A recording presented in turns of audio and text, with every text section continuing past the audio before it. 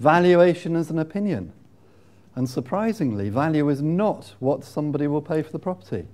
And it's because of this, that's why sometimes we can be very frustrated when we get a down valuation. Who's ever had a down valuation, by the way? Yeah. So the natural instinct is to try and appeal it. And I know that some people do sometimes successfully appeal a valuation, a down valuation. It's very hard, though, because what the bank will say nowadays is that they want you to provide 3 comparables. If it's like a residential property, it'll be 3 properties with sold prices, not asking prices. It has to be sold prices, usually within 1/4 of a mile and usually within 12 months. So you have to provide those, but even if you do, they're not honour bound to accept your figure because your figure is just an opinion amongst many opinions. I tried this very early on when I first started investing because my very first sort of purchase, the value I went round for my mortgage was wrong, just totally wrong. So I put together like a 15-page epic for the bank with comparables and everything, stating exactly why, as a chartered surveyor, as I was then, I knew that the valuer was wrong and it should have been this figure. Did they care? No, they didn't care, so I kind of gave up. It could be worse, though. Has anybody ever had the situation where the valuer won't even give a value, let alone downvalue it? Anybody ever had one of those? It can happen, My classic one is I was doing a refinance. I'd bought the properties for cash, and then I was refinancing. Valuer turned up, and I left my managing agent, Lee, to deal with the valuer, because this is up in Newcastle, and I was down in Nottingham. And I'll never forget that day. I was actually in Asda doing the shopping with the long-suffering Mrs. Jones. And Lee rang up from Newcastle, and he said, "The valuer won't get out the car, man." And I said, "What do you mean he won't get out the car?" "Get him out the car." And he says, "He's gone. He's driven off." He wouldn't get out the car.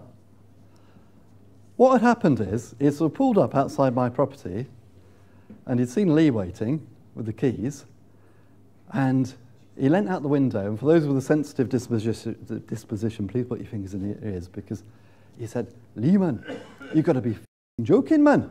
I'm not getting out the car." And he didn't. He just drove off. Eh? What's your name, sir? Michael. He thought it was, and in fairness, it was a regeneration area. The reason I bought it was because it's a regeneration area. Now, 15 years on, if you go there, Bellway Homes have just built a big estate which actually backs onto my properties. But anyway, at that time, the valuer couldn't see this, couldn't get the vision of it at all. So he just drove off. So I was in Asda, and I started sort of spluttering and sort of kicking the trolley and stuff like you do. But after about 10 minutes, I calmed down and I rang up my mortgage broker, and my mortgage broker said very sensibly, "Don't worry, we'll put in a new application with a different lender." So it slowed things down and I had more fees, but about 6 weeks later, the new valuer turns up for the new lender. That valuer did get out of the car. They went into the property with their clipboard. They made a few notes. They produced a valuation report with a figure on it. They sent that to the bank, and the bank sent me some money. So everything worked out well in the end. But there you are, 2 different valuers, 2 different opinions. One said 0, and the other one gave me what I asked for. So there we go. These things happen, don't they? I hope you found this video useful and informative, and if you did, then please come over to my website, www.thepropertyteacher.co.uk, where you'll find loads more great property-related resources, including free special reports to download, and my best-selling series of ebooks, which includes the Successful Property Renovators Workshop, 63 common defects in investment property and how to spot them.